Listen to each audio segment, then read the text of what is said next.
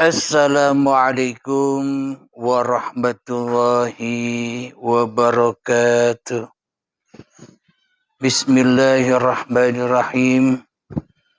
Ashhadu an la ilaha illallah wa ashhadu anna Muhammadar Rasulullah. Allahumma salli ala sayyidina Muhammad wa ala ali sayyidina Muhammad. Rabbis rahli sadri wa yassirli amri wahlul 'uqdatam min lisani yafqahu qawli. Amin. Bismillahirrahmanirrahim. Salam hormatku, salam ta'zimku, salam kasih dan sayangku selalu kepada semua jemaah Uribe Allah dimanapun Anda berada, baik yang ada di dalam ataupun yang ada di luar negeri. Semoga kita semua senantiasa selalu di dalam lindungan Allah Subhanahu wa ta'ala. Amin ya rabbal alamin.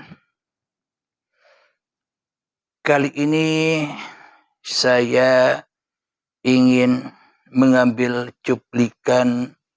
cuplikan video dari sahabat atau saudara kita semua, Ustadz Khalid Basalamah, yang menerangkan tentang ciri-ciri dari Al-Mahdi. Marilah kita berdengarkan bersama-sama.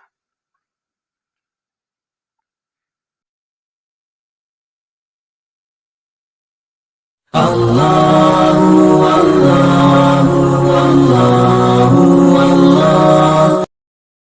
Mahdi ini siapa? Mahdi adalah turunan Nabi SAW. Kata Nabi SAW, akan keluar Mahdi dari Madinah, dari turunanku, dari turunanku. Fisiknya seperti fisikku, tapi akhlaknya bukan seperti akhlakku. Jadi artinya sama matanya Nabi, alisnya, kulitnya, tinggi badannya sama dengan Nabi SAW. Persis, kalau lihat dia berarti sama dengan lihat Nabi, gitu kan? Sama persis semua, sampai telapak tangannya ulama berikan ciri-cirinya. Jadi di telapak tengah tangannya ada berwarna coklat muda dan macam-macam, gitu kan? Banyak sekali ciri-cirinya. Memang sampai sekarang ada turunan Hasan dan Husain di kota Madinah, gitu kan? Nabi mengatakan akan keluar. Akhlaknya bukan seperti akhlakku. Kenapa? Karena memang tidak ada orang yang seperti Nabi SAW, kan gitu. Dan dalam riwayat dikatakan dia sebenarnya orang awam, bukan orang agama. Allah mengubahnya sehari semalam. Tiba-tiba menjadi orang yang mempraktikkan agama luar biasa. Lalu dia keluar dari Madinah ke Mekah, diikuti dengan 300 orang dari Madinah untuk membaiat dia, meminta dia menjadi raja waktu itu untuk membunuh Dajjal. Karena sudah nggak ada yang bisa lawan Dajjal, nggak ada. Semua raja, kalau kita sekarang mungkin presiden, itu dibunuh sama Dajjal kalau beriman sama Allah atau jadi pengikutnya. Jadi udah nggak ada, dia satu-satunya yang membuat kerusakan nih. Dan dia yang menguasai, dan ini bukan menguasai satu negara ya, satu dunia. Yang dia tidak bisa masuk hanya Madinah sama Mekah. Madinah berapa luas? Mekah berapa luas? Artinya kota yang lain, Jeddah, Riyadh, apa itu masuk semua, gitu kan? Nggak ada yang tidak dimasukin. Jadi hanya 2 kota itu saja. Bayangkan, artinya bahasa lainnya adalah Dajjal menguasai dunia kecuali Mekah sama Madinah. Semua dimasukin dan semua tunduk, semua tunduk. Alhamdulillahirabbil alamin. Sebelumnya salam santunku buat Ustadz Khalid Basalamah. Mohon izin untuk menambahi sedikit tentang kajian-kajian Anda yang sungguh-sungguh bagus. Pandangan lewat syariat,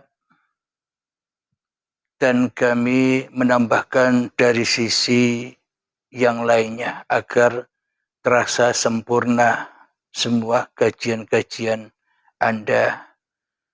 Perkenalkan dahulu, saya Abdul Halim dari kelahiran di Kota Pasuruan, Jawa Timur, tepatnya di Jalan Pelabuhan.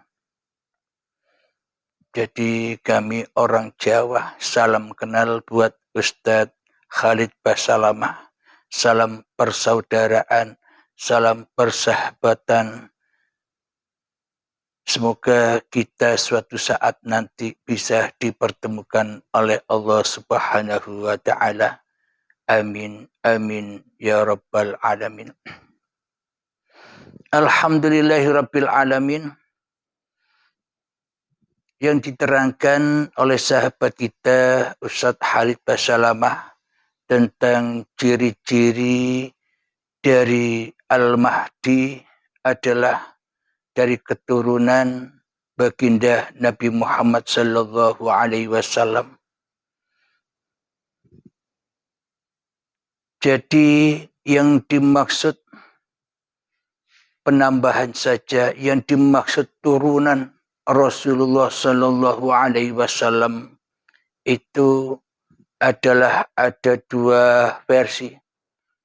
Turunan secara badaniah dan turunan secara batiniah, yakni imannya. Alhamdulillahirabbil alamin. Jadi Nabi Muhammad pembawa risalah agama Allah, agama yang rahmatan lil alamin. Jadi sebagai turunan Nabi Muhammad sallallahu alaihi wasallam, yakni siapa turunan Kanjeng Nabi Muhammad sallallahu alaihi wasallam secara batiniahnya, turunan Kanjeng Nabi Muhammad sallallahu alaihi wasallam adalah seluruh manusia. Karena tanpa Nabi Muhammad maka takkan pernah ada manusia. Seluruh manusia, karena tanpa kewujudan Kanjeng Nabi Muhammad maka takkan pernah ada manusia. Jangankan manusia, alam semesta ini takkan pernah ada. Itu turunan secara batiniah. Dan yang kedua, turunan secara batiniah itu yang bagaimana? Yakni hati yang sama persis dengan hatinya baginda Rasulullah sallallahu alaihi wasallam, yang selalu di dalam hati Kanjeng Nabi Muhammad lebih mencintai Allah, lebih mengesahkan Allah, lebih mentauhidkan Allah daripada mengesahkan hawa nafsunya, daripada mengesahkan Muhammadnya, daripada mentauhidkan Muhammadnya di dalam hatinya. Itulah yang dimaksud Al-Mahdi itu dari turunan Muhammad, yang mana batinnya sama dengan baginda Nabi Muhammad sallallahu alaihi wasallam yang telah diabadikan di dalam Al-Quran. Muhammad, bukan kau yang melempar, akulah yang melempar. Itulah salah satu bukti bahwa sesungguhnya Muhammadnya tak ada. Muhammadnya kembali kepada keadamannya, kembali kepada ketiadaannya, kembali kepada kegoibannya, yang wujud, yang ada, yang hidup, yang nampak, yang hadir di dalam hati Kanjeng Nabi Muhammad hanyalah Allah Subhanahu wa Ta'ala sebagai Tuhannya seluruh manusia. Itulah yang dimaksud Al-Mahdi itu adalah dari turunan Nabi Muhammad atau umatnya Nabi Muhammad yang hatinya sama persis dengan baginda Rasulullah, yakni mengedepankan Allah daripada mengedepankan Muhammadnya, mengedepankan wujudullah daripada mengedepankan wujud Muhammadnya di hatinya, mengedepankan kehidupan Allah, uripe Allah daripada mengedepankan hidup Muhammadnya di hatinya. Inilah orang-orang yang mendapatkan petunjuk-petunjuk Allah. Inilah Al-Mahdi itu. Jadi Al-Mahdi itu satu apa banyak? Al-Mahdi itu adalah banyak di dalam satu dan satu di dalam banyak. Itulah Al-Mahdi itu. Jadi imannya seperti imannya para nabi dan para rasul. Karena Kanjeng Nabi Muhammad pun adalah manusia biasa. Yakni manusia biasa yang bagaimana sudah di dalam Al-Quran sudah diterangkan. Mari kita baca ayatnya.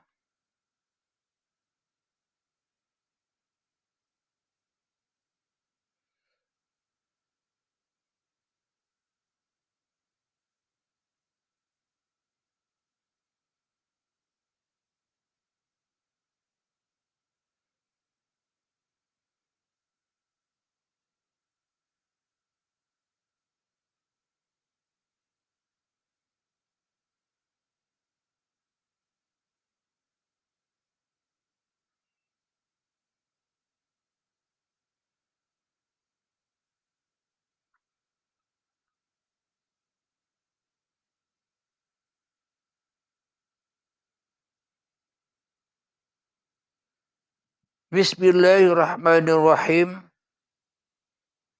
Di dalam surat Al-Kahfi. Kana yarju liqa'a rabbihi falya'mal 'amalan salihan wa la yusyrik bi'ibadati rabbihi ahada. Yang artinya, katakanlah Muhammad, sesungguhnya aku ini hanya seorang manusia biasa seperti kamu yang telah menerima wahyu bahwa sesungguhnya Tuhan kamu adalah Tuhan yang Maha Esa. Maka barang siapa mengharap pertemuan dengan Tuhannya, maka hendaklah dia mengerjakan kebajikan. Dan janganlah dia mempersekutukan dan dengan sesuatu pun dalam beribadah kepada Tuhannya. Jangan mempersekutukan Tuhan di dalam seluruh ibadah-ibadahnya. Alhamdulillahirabbil alamin. Jadi yang dimaksud berbuat kebajikan itu apa? Menurut sudut pandang syariat kan mengerjakan kebajikan itu melaksanakan perintah-perintah syariat agama seperti sholat, ibadah, puasa, dan sebagainya. Akan tetapi bukan itu yang dimaksud perintah mengerjakan kebajikan di sisi Allah itu. Perintah mengerjakan kebajikan di sisi Allah itu, hatimu tidak boleh mensekutukan Tuhanmu dengan dirimu di hatimu. Itulah yang dimaksud amal kebajikan. Amal yang selalu lillah. Sholatnya hanya milik Allah. Ibadahnya hanya milik Allah. Hidupnya hanya milik Allah. Badannya hanya milik Allah. Dan semua aktivitas yang dikerjakan seluruhnya hanya milik Allah. Kerjanya milik Allah. Hartanya milik Allah. Ilmunya milik Allah. Itulah yang dimaksud Al-Mahdi. Orang-orang yang sudah di dalam petunjuk-petunjuk Allah. Orang-orang yang kembali kepada Tuhannya dengan hidayah dan dengan kehendak Tuhannya. Itulah ciri-ciri Al-Mahdi yang difokuskan memandang hati, bukan memandang lahiriahnya. Allah tidak memandang rupa dan hartamu. Allah tidak memandang ilmu dan amalmu. Allah tidak memandang nasab-nasab keturunan-keturunanmu.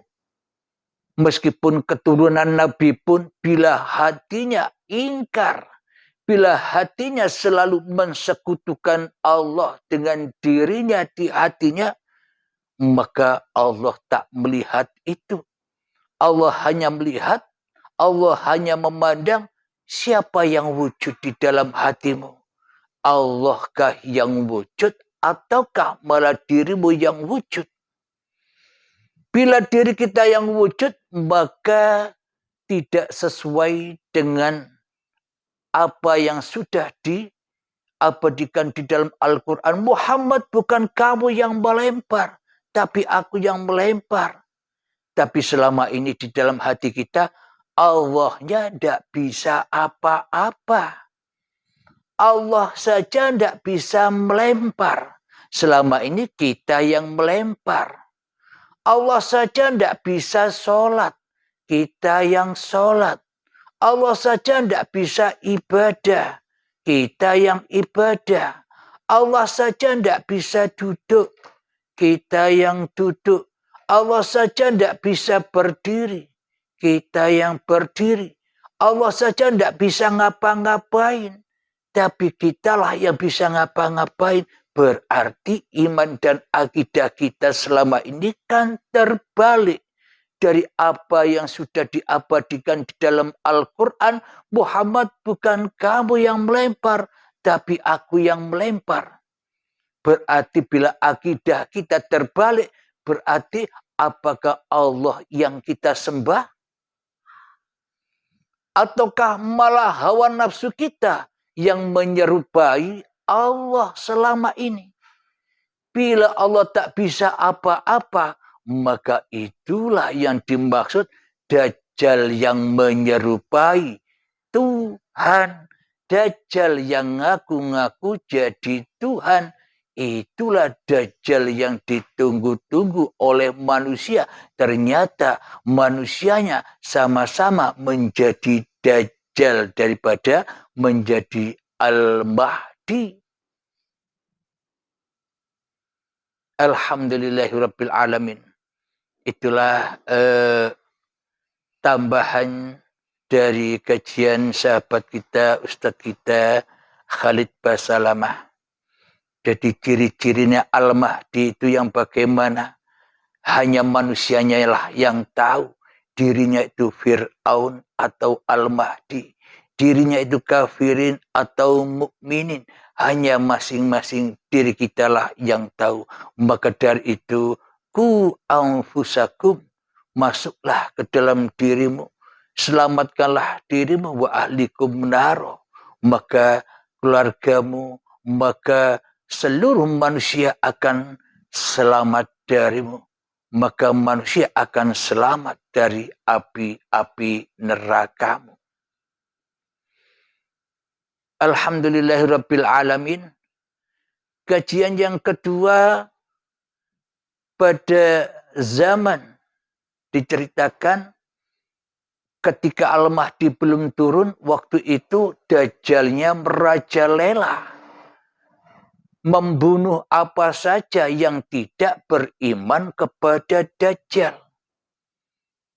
Yakni digergaji badan-badan manusianya bila tak iman kepada Dajjal. Tapi bagi orang-orang yang beriman, mentuhankan Dajjal hawa nafsu di dalam hatinya, maka ia akan masuk surganya Dajjal. Yakni kepentingan-kepentingan, urusan-urusan dan kenikmatan-kenikmatan dunia. Yang mana di dalamnya dengan pernak-perniknya intan permata, bangunan yang dari emas intan permata, makanan-makanan yang serba enak, mobil-mobil mewah, bisa bercengkrama, bergendak ria dengan wanita-wanita yang disukainya. Itulah nerakanya Dajjal. Bidadari-bidadarinya Dajjal, yakni urusan-urusan dunia. Surganya Dajjal itulah yang merupakan nerakanya bagi orang-orang yang beriman kepada Allah. Yakni orang-orang yang beriman itu meninggalkan cinta-cintanya kepada urusan-urusan dunia.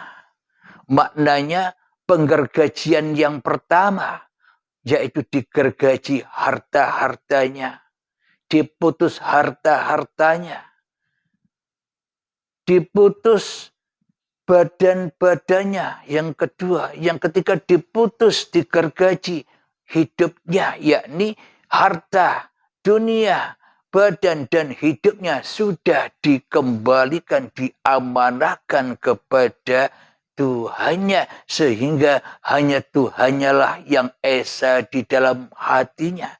Seperti imannya Kanjeng Nabi Muhammad, Muhammad bukan kau yang melempar, sehingga manusianya tidak bisa apa-apa kecuali hanya menyaksikan Tuhannya saja. Jadi bagi barang siapa yang berani menghadapi gergajian, 3 gergajian Dajjal, maka ia akan masuk surga. Surganya Allah. Ya ayyatuhan nafsul mutmainnah, wahai jiwa-jiwa yang tenang. Bagaimana cara agar jiwa kita bisa tenang? Irji'i ila rabbiki radiyatan mardiyah. Kembalikanlah amanah-amanah Tuhanmu yang selama ini engkau rengkuh.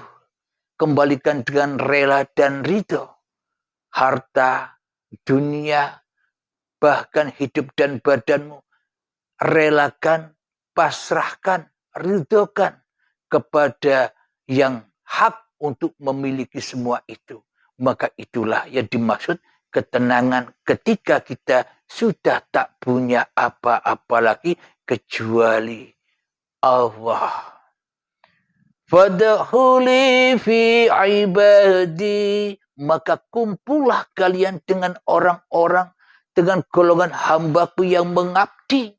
Itulah yang dimaksud amal kebajikan. Jadi bila manusianya belum digergaji oleh Dajjal, maka tak akan pernah bisa berbuat kebajikan. Bila manusianya tidak digeraji, tidak melawan oleh kepada Dajjal, sehingga manusianya dimasukkan di dalam nerakanya Dajjal, maka manusia itu tak akan pernah bisa beribadah, tak pernah bisa sholat, tak pernah bisa syahadat, tak pernah bisa zakat, tak pernah bisa puasa dan haji. Hanya orang-orang yang diridhoi Allah sebagai hamba-hamba Allah saja. Hanya golongan orang-orang yang mengabdi saja yang bisa berbuat amal kebajikan.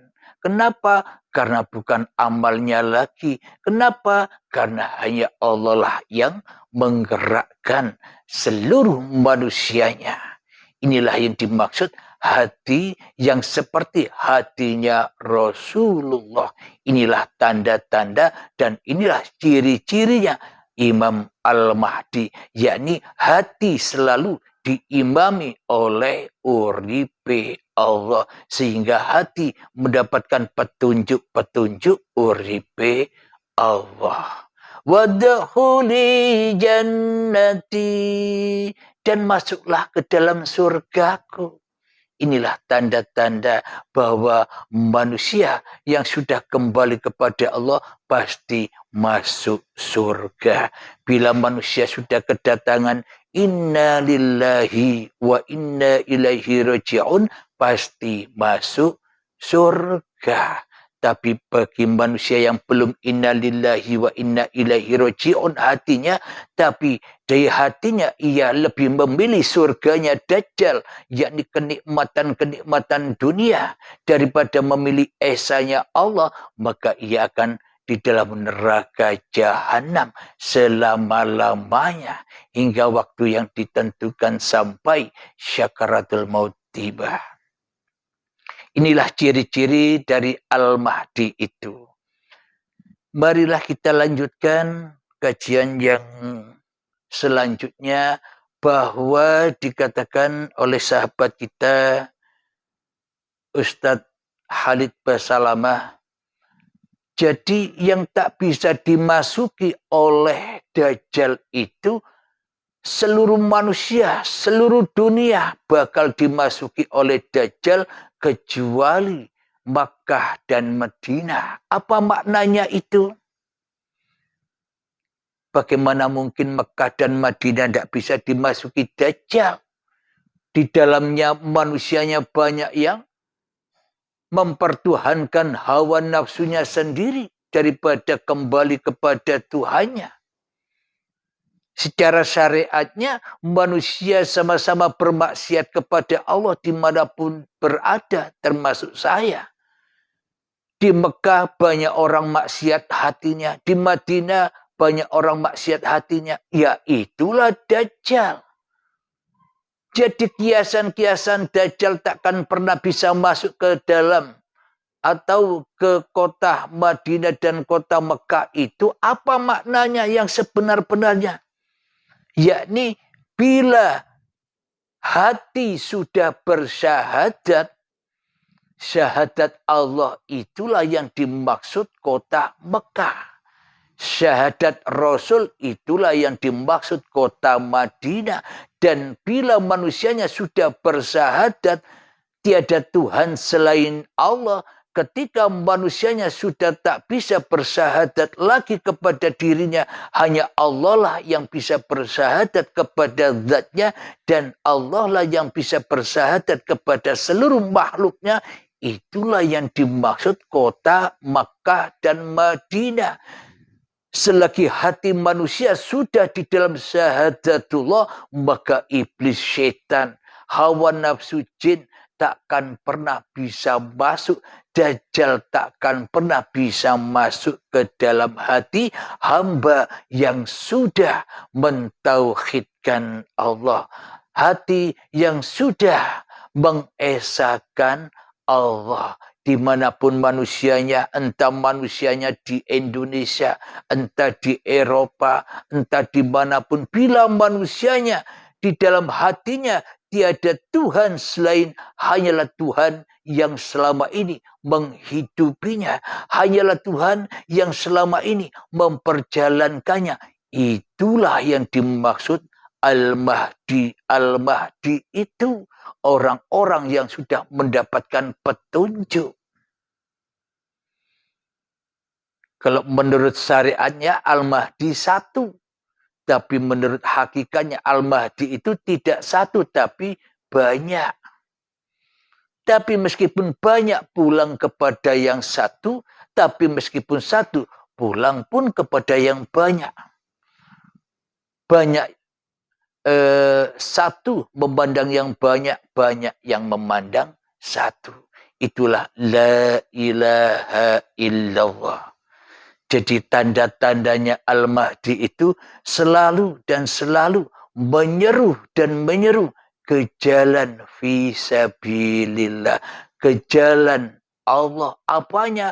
Bukan jalan kaki, tapi hatinya yang diperjalankan kepada Allah, menyeru hati agar tidak bermaksiat, hati agar tidak syirik, hati agar tidak ingkar, hati agar tidak selalu mempersekutukan Allah dengan diri manusianya di hatinya, sehingga hanya Allah nyalah yang wujud, sehingga hanya Allah lah yang hidup, sehingga hanya Allah lah yang berkuasa, sehingga hanya Allah lah yang nyata, sehingga hanya Allah lah yang hadir, menghadiri seluruh makhluknya di dalam hatinya.